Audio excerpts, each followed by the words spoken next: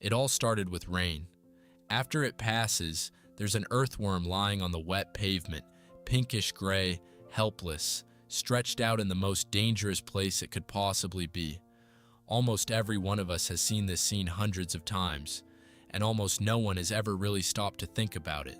We've had the explanation since childhood, and it's a simple one. When it rains, the worm's tunnels flood. It starts to suffocate underground, and it panics and crawls up to the surface so it won't drown. That sounds logical.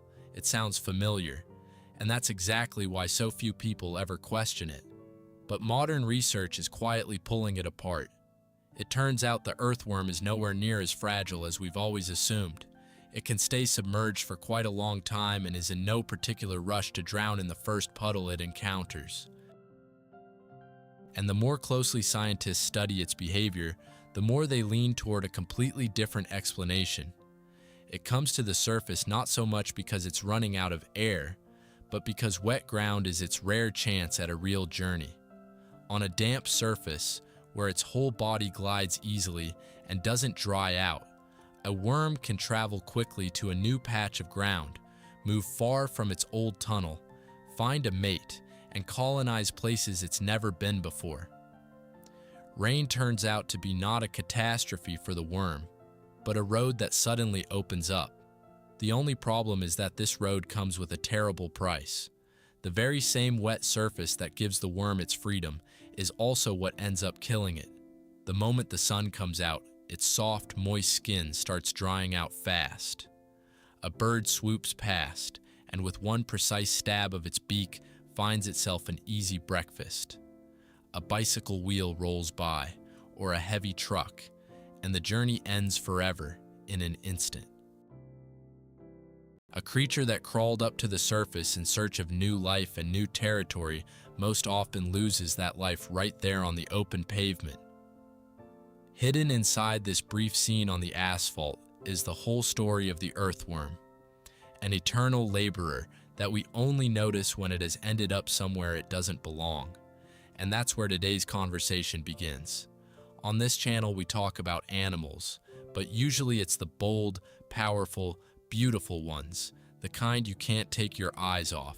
Today is going to be different. Today we're talking about the earthworm, and I promise you, by the end of this video, you'll see it in a completely different light.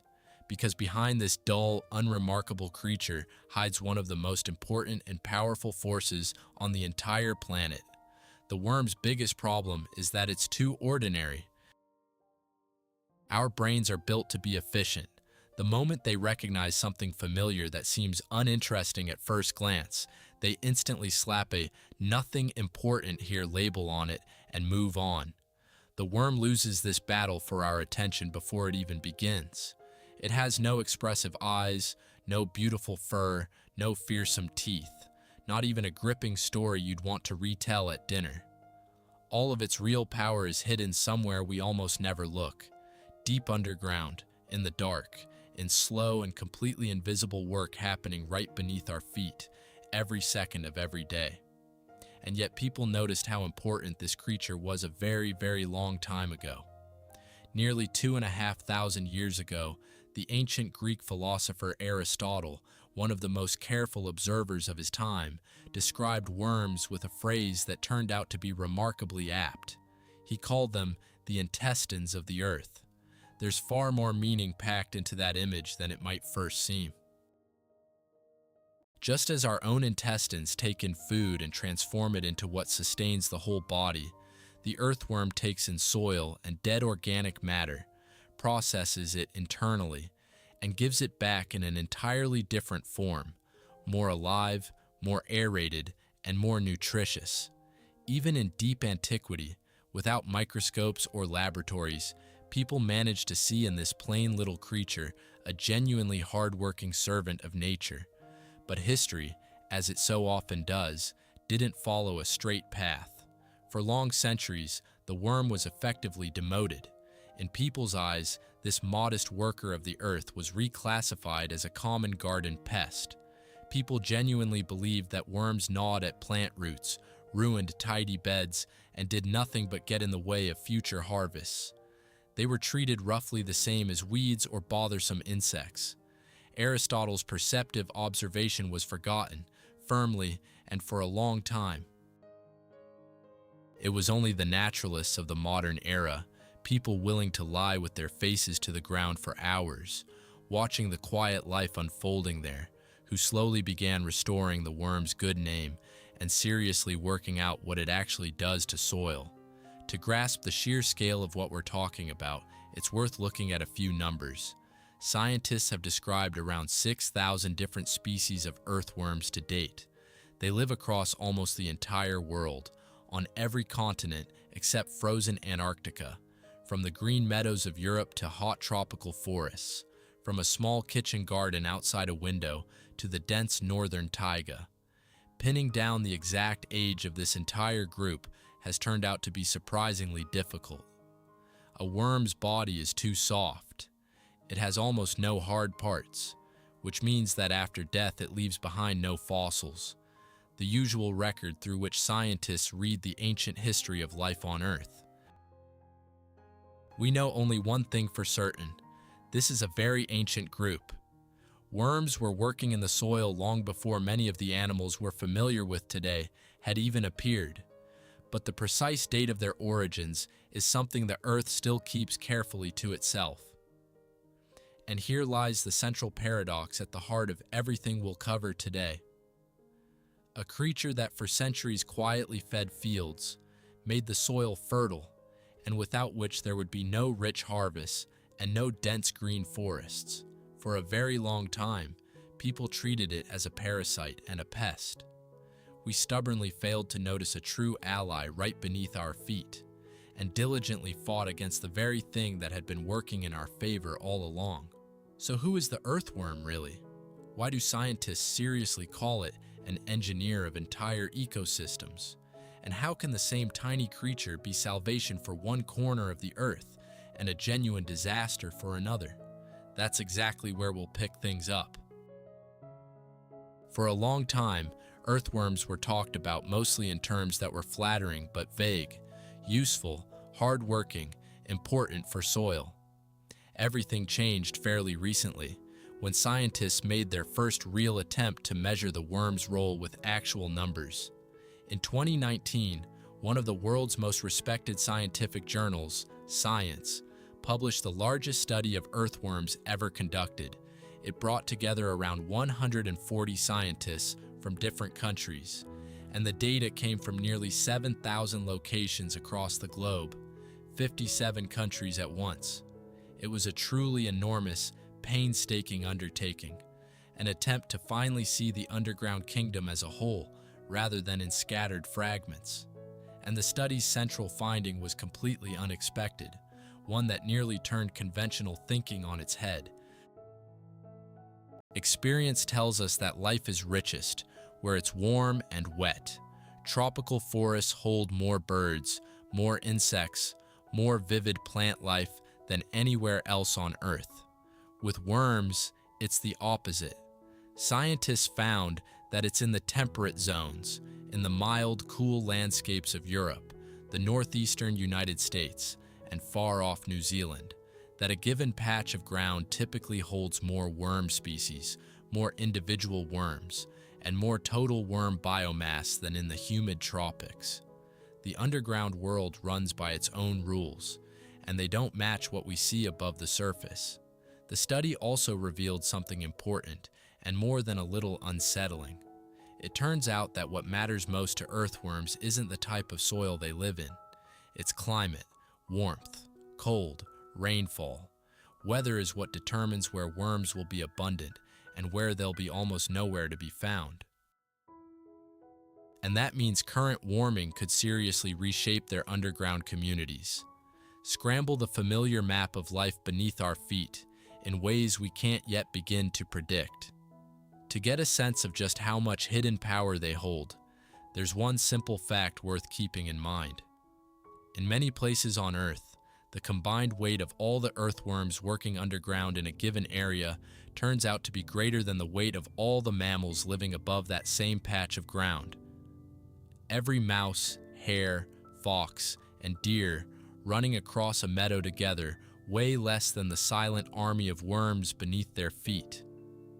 We tend to think of large, visible animals as the masters of the land, but the land truly belongs to the ones we almost never see. Scientists have a very precise term for the earthworm. They call it an ecosystem engineer. And that's not a flattering exaggeration. It's an honest description of what it actually does. As it moves through the soil, it loosens and softens the earth, leaving behind tunnels that let air and water flow freely to plant roots, helping excess moisture drain down rather than pool at the surface. It constantly mixes different layers of soil, bringing what was deep below back up toward the top.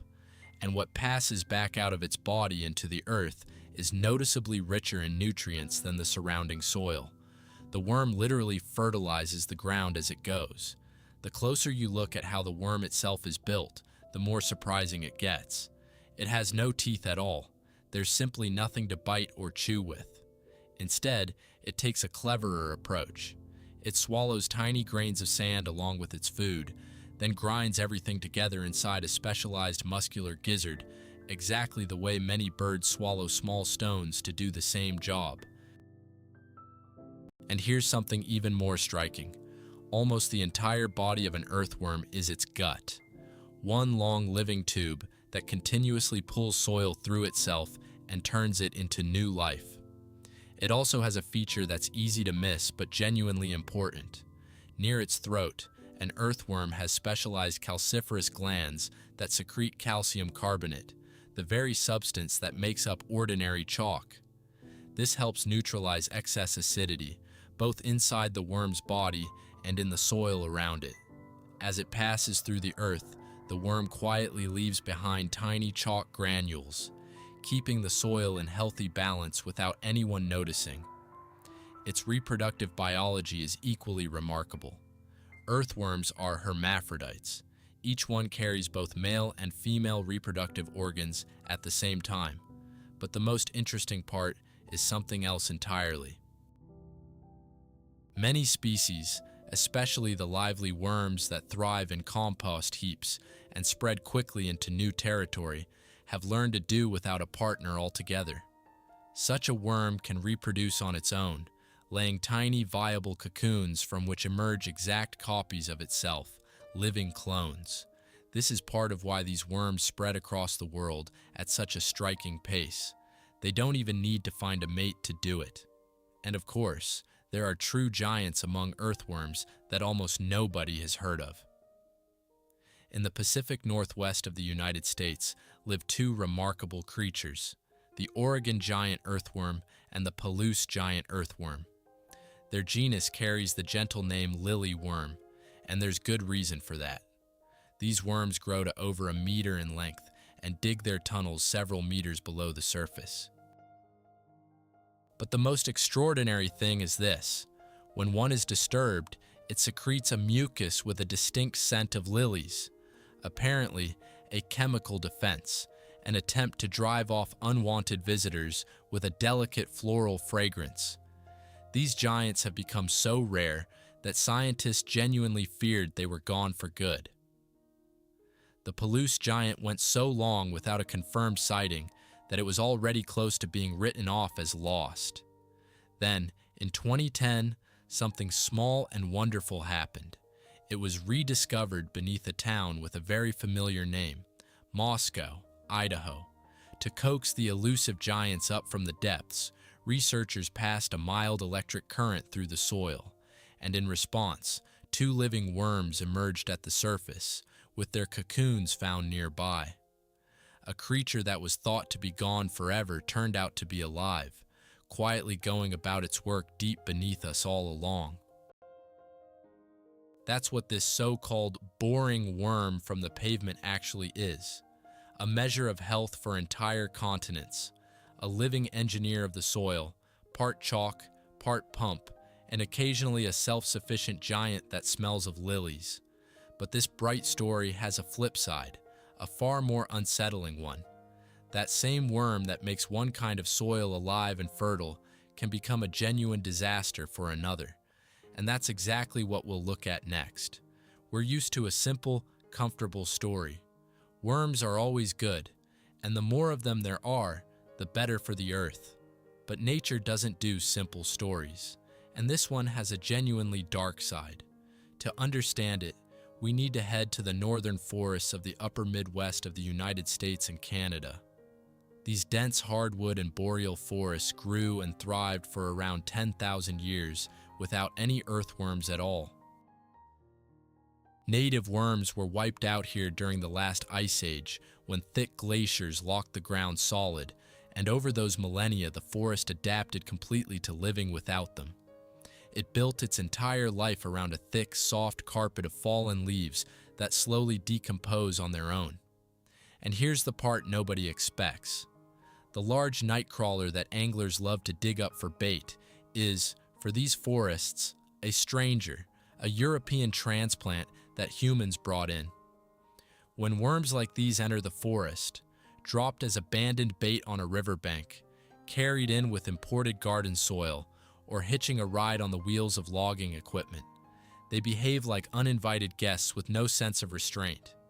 They quickly and greedily consume that thick layer of leaf litter that virtually everything living in that forest depends on.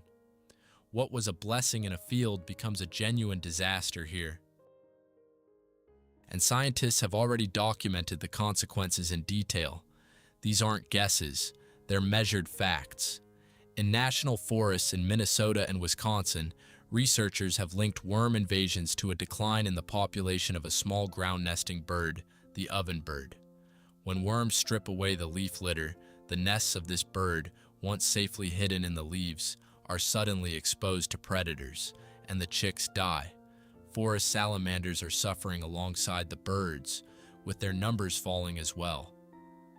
Young sugar maple seedlings struggle to establish themselves, and scientists are seriously concerned that within 100 years, some of these forests could lose their maples, and with them, their famous maple syrup. And into the bare, exposed ground left behind, aggressive invasive plants like common buckthorn and garlic mustard move straight in. There's also one more twist you'd never expect from a harmless worm, a climate one. The northern boreal forest is the largest terrestrial carbon store on the planet, a vast reservoir where carbon has been accumulating for centuries in a thick layer of undecomposed leaf litter. And now worms are gradually pushing further north, into these very forests, speeding up the breakdown of that litter and slowly releasing into the air the carbon that's been locked away there for thousands of years. A tiny creature we barely give a serious thought to turns out to be caught up in the fate of the entire planet's climate. The takeaway from all of this is simple but important. The same worm that's a farmer's faithful ally in a field works like a ruthless bulldozer in a forest that never had them. In nature, there are no good animals and bad animals, no heroes and no villains. There are those that ended up where they belong, and there are those that we humans carelessly carried somewhere they don't. But it would be unfair to talk only about the threats worms pose while saying nothing about the threats closing in on them, and there are plenty. Deep plowing destroys the tunnels worms have built and turns their home upside down. Heavy machinery compacts the soil until there's barely any room left for life in it. Some pesticides are outright lethal to worms, and replacing living organic matter with dry mineral fertilizers strips away their food source entirely. And to these long-standing problems, a new and entirely unexpected one has been added: predatory flatworms. Imported land planarians, like the New Zealand flatworm in Britain and Ireland, or the hammerhead worms in France, hunt earthworms specifically, and in some areas have sharply cut worm populations. It's an almost unbelievable turn of events. The earthworm's very own natural predator traveled halfway around the world to find it. Fortunately, the story has an encouraging side too. People have learned how to help worms. A whole approach has emerged called no-till farming, used alongside cover cropping. Put simply, the idea is to stop disturbing and beating the soil with a plow unnecessarily, and to always keep a layer of living organic matter on the surface. food, and shelter for the underground workforce. There's also a very straightforward field technique that agronomists around the world are using more and more. All you do is dig out 1 spade's depth of soil and carefully count how many worms are in it. It's a living, honest test of soil health. Lots of worms means the soil is alive and thriving. Almost none means it's time to sound the alarm. Worms are also being put to real work in a bigger way. Large-scale vermicomposting puts vast armies of worms to work turning organic waste into highly valuable fertilizer. There's even vermifiltration, where specially constructed worm beds are used to treat wastewater. The ancient underground laborer we ignored for centuries now has a thoroughly modern job, and it's doing it well. So knowing all of this, it's worth taking a fresh look at a familiar sight. A perfectly clean, manicured field or lawn without a single fallen leaf looks very neat and tidy, but that soil is actually starving, because what we tend to call litter, dirt, and mess, all those rotting leaves, grass clippings, and bits of dead organic matter, is the real food for an enormous underground system of life. When we sweep it all away, we're unknowingly leaving the soil without a meal. So here's a simple suggestion. After the next rain, take a stick and poke around in the soil somewhere in your garden or a nearby park. If there are worms there, the ground beneath you is alive. These creatures don't need our love or our admiration. They need very little, living organic matter, moisture, and to be left alone as much as possible. And it's worth coming back to the very worm we started with, the one lying on the wet pavement.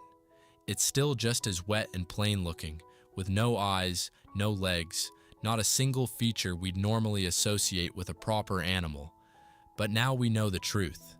What we're looking at is part of an ancient underground machine that quietly and without pause turns death into soil, and soil into new food and new life.